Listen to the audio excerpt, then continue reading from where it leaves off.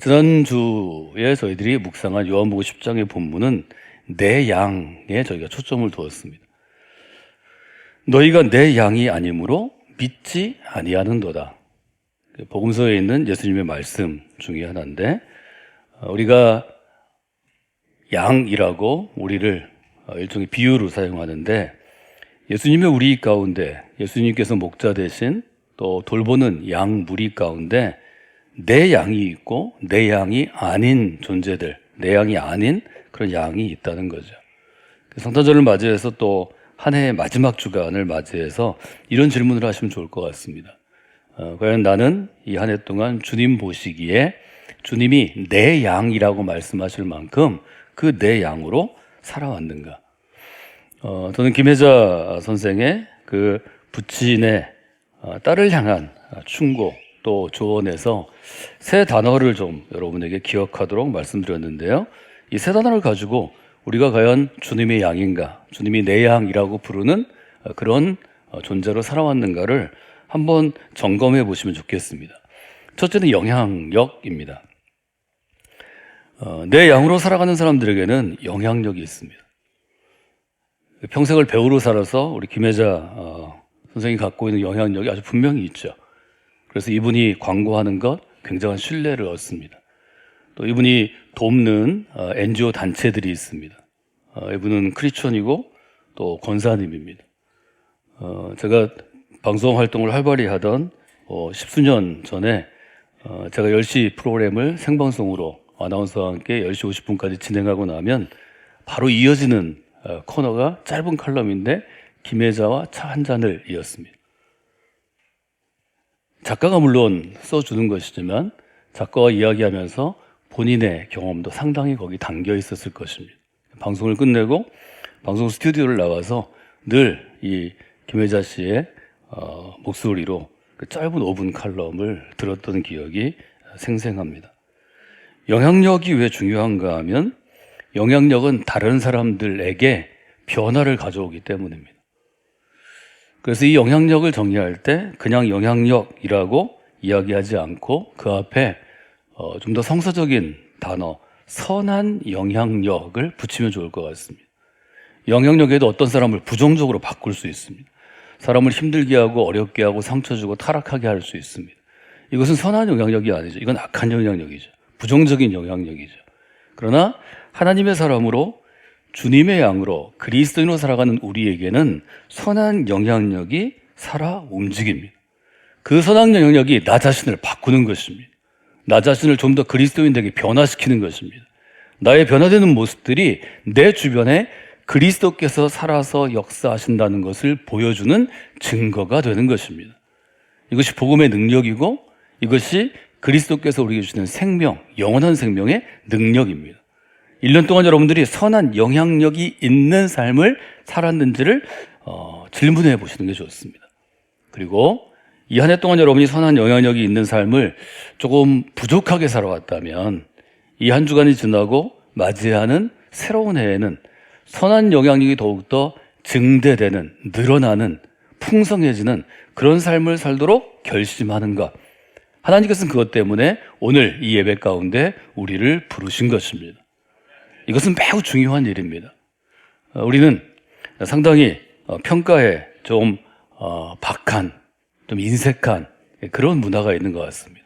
잘 칭찬하지 않고 잘 평가해 주지 않고 잘 인정하지 않습니다.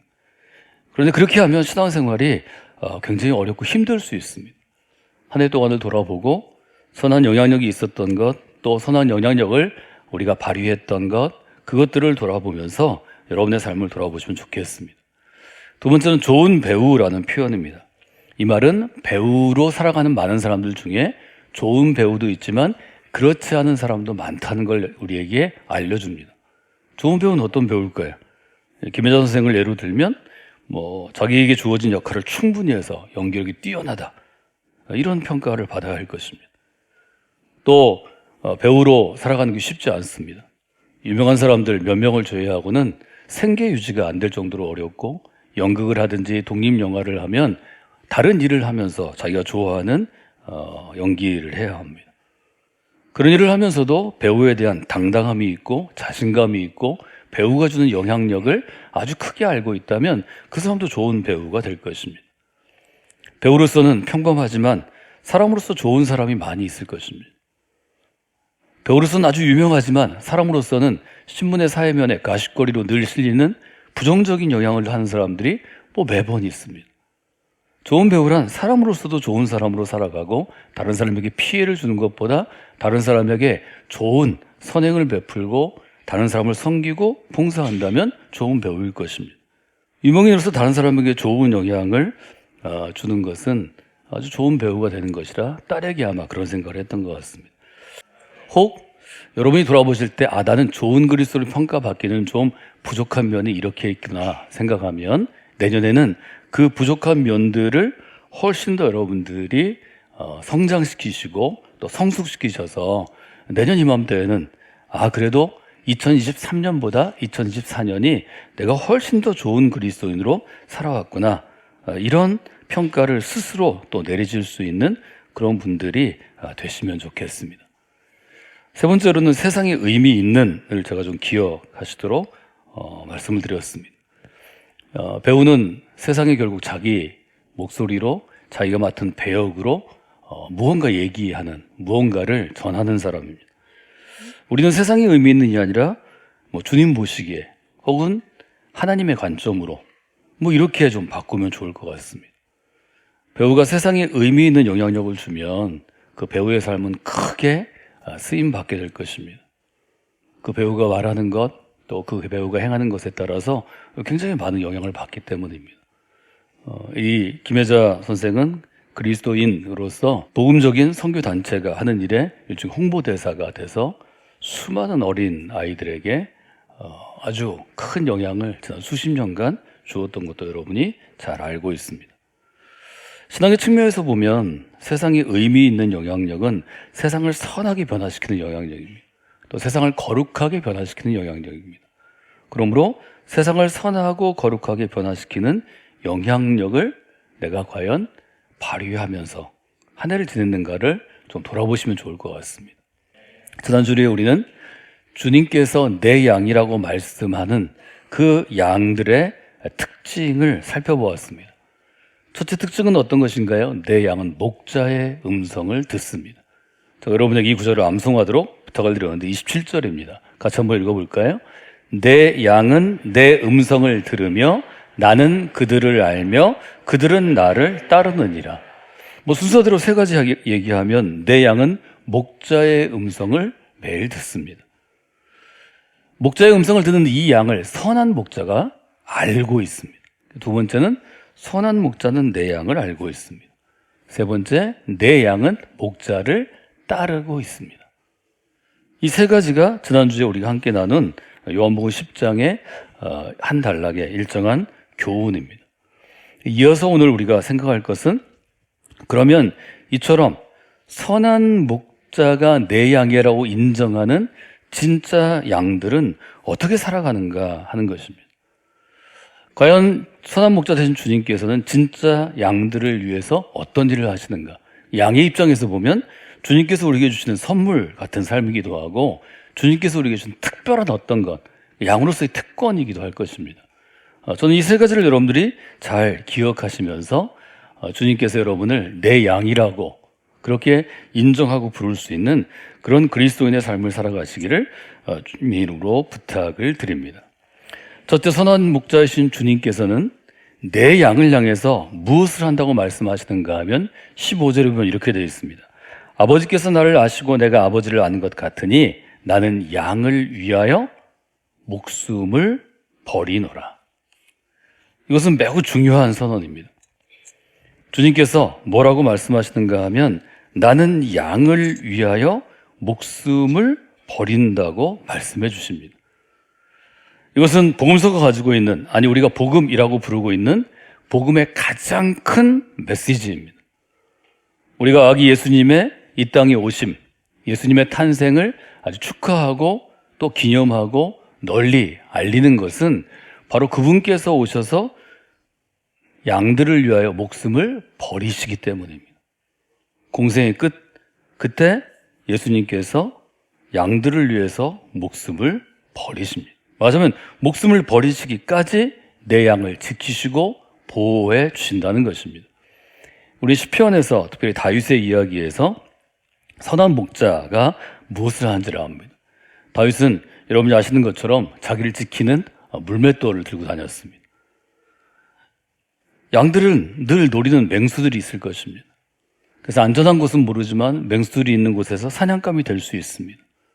다윗과 같은 선한 목자는 비록 완전한 성인이고 굉장한 무기를 가진 건 아니지만 양들을 지키기 위해서 맹수와 맞서 싸웠다는 거죠.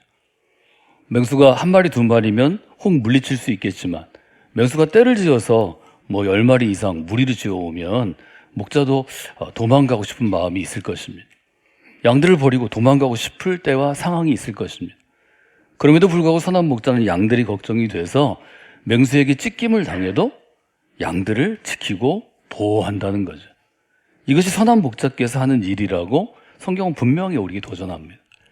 여러분이 이 땅을 살아가면서 힘들고 어려운 일들이 있을 뿐만이 아니라 누군가 여러분의 목숨을 노리고 또 여러분을 노려가지고 공격받을 때가 있을 것입니다. 하늘을 돌아보시면 그때 선한 목자 되신 주님께서 자기의 목숨을 버려 여러분을 보호해 주신 일이 있을 것입니다. 그걸 잘 기억하셔야 합니다. 혹 그런 일이 없다고 생각되면 그런 일이 있는지 좀 기억하게 해달라고 기도하십시오.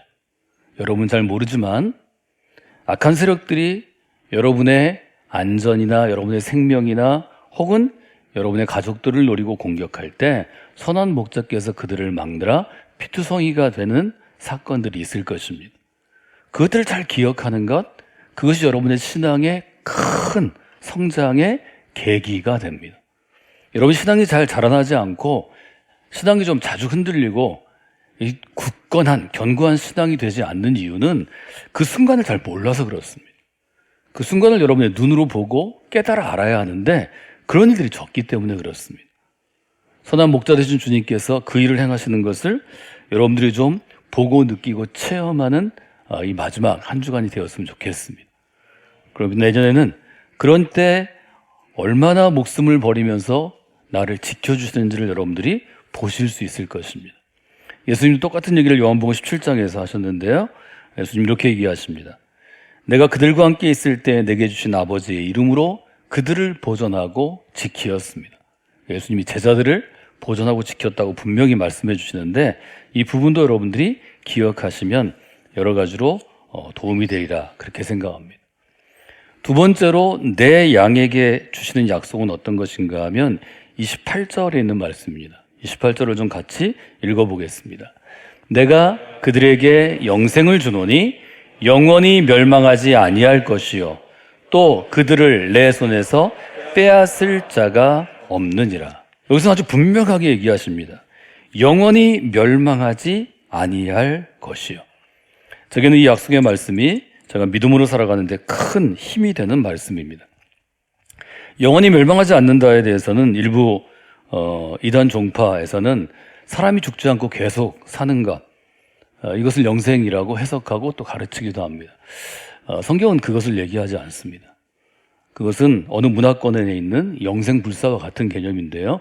여러분 다 나이 드시고 노화되면 죽습니다.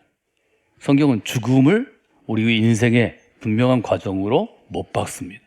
죽음을 잘 준비하시고 죽음 이후에도 이어지는 하나님의 나라에서 하나님께서는 어떤 형식으로든 우리에게 새로운 삶을 알려주실 것입니다. 성경에서 말하는 영원한 삶은 어떤 것인가 하면 우리가 그리스도의 사람이 되는 순간 우리의 교회 전통에 따르면 세례 받는 때입니다. 그때부터 영원한 생명이 여러분 가운데 있습니다. 존재합니다. 여러분 대부분은 영원한 생명 안에 있는 것입니다. 내가 그리스도인이고 그리스도인으로 세례를 받고 그리스도인으로 고백하고 그리스도인으로 살려고 노력하면 이미 영원한 생명이 여러분 가운데 있습니다. 이것이 요한복음의 가르침입니다. 주님은 늘 말씀하셨습니다. 내가 너희에게 영생을 주노니 이미 우리는 받은 사람들입니다. 이 영원한 생명은 관계에 대한 정의입니다. 우리가 그리스도인이 되면 그리스도인이 되어서 선한 목자가 되시고 그의 양이 된 우리의 관계는 계약 기간이 없습니다. 그 시점에서 시작돼서 영원까지 이어지는 것입니다. 이것은 여러분이 믿음으로 받아들일 때 효력이 발생합니다. 여러분이 믿음으로 받아들이시기 바랍니다.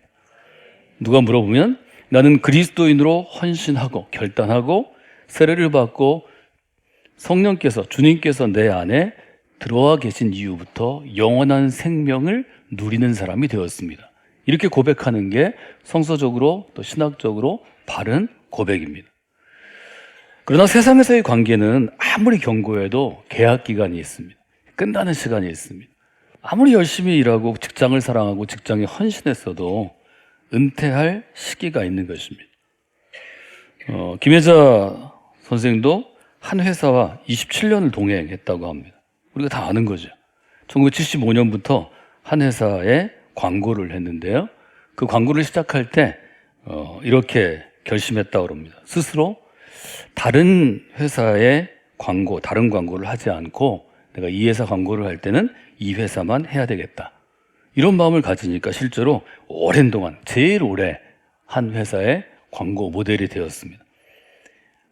그 이유에 대해서 그는 이렇게 씁니다. 나는 뭔지 한 가지만 하려는 성격인데 하나에 몰두하려고 노력을 했다. 그래서 내가 배우로 살면서 캐릭터, 내가 맡은 인물에 몰입해야 되니까 옆에서 벼락이 쳐도 모를 정도로 내가 빠져들었고 자나깨나 생각했고 다른 일에는 무관심해졌고 또 돈과 인기에 눈이 멀어서 이것저것 하는 사람들은 내 성격에 맞지 않아서 나는 그렇게 하지 않았다. 이렇게 한 회사에 자기의 평생을 헌신했어도 헤어질 때가 있습니다. 말하자면 더 다른 모델을 써서 이 회사가 매출을 더 올리기 위해서라면 그 관계는 깨어지는 거죠. 어느 날 깨어질 때가 됐습니다. 그래서 광고를 촬영하는 감독이 귀뜸을 해줬습니다. 선생님, 아마 이게 마지막 광고 촬영이 될 것 같습니다. 그래서 김혜자 선생이 촬영이 끝나고 그 회사의 회장실로 찾아갔습니다. 지금까지는 27년 동안 한 번도 만나지 않았는데 얘기를 꼭 하려고 갔습니다. 제가 바쁜 분이니까 빨리 말씀드릴 텐데 저는 너무 아깝다고 생각합니다. 저는 다른 회사의 광고에 나가지 않고 27년을 이 회사 제품 광고만 했는데 30년을 더 채우면 더 아름다운 일종의 동행이 될 것 같습니다. 그 생각을 좀 해주시길 바랍니다. 이러고 나왔다고 그럽니다. 그 말을 들은 회장님은 이렇게 얘기했는데 저도 똑같은 마음입니다. 공감이 됩니다. 너무 애쓰셨습니다. 그동안 너무 잘해주셨고 무슨 말씀인지 알아들어서 제가 좀 그렇게 해보겠습니다. 결론은 그렇게 했지만 이미 회사에서 여러 회의를 거쳐서 결정이 돼서 27년으로 끝을 맺게 되었다고 합니다. 그래서 한 대기업과 국민 배우도 27년 지속된 것은 매우 큰 거죠. 그러나 끝은 결국 깨어지는 것입니다.